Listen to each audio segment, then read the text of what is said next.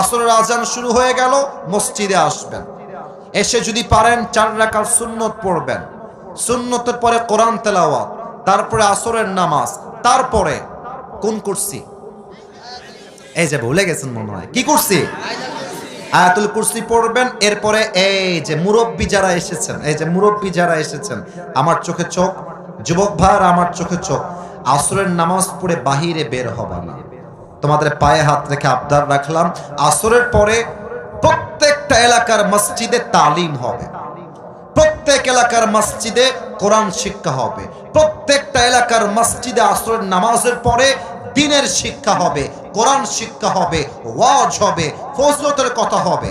আল্লাহর হাবিব বলেছেন, যেই বান্দা আসরের নামাজের পরে দ্বীনের চর্চা করে, দ্বীনের প্রশিক্ষণ দেয়, প্রশিক্ষণ নেয়, আল্লাহ তাআলা আমল নামায় কবুল হজের সওয়াব লিখে দেয়। সুবহানাল্লাহ।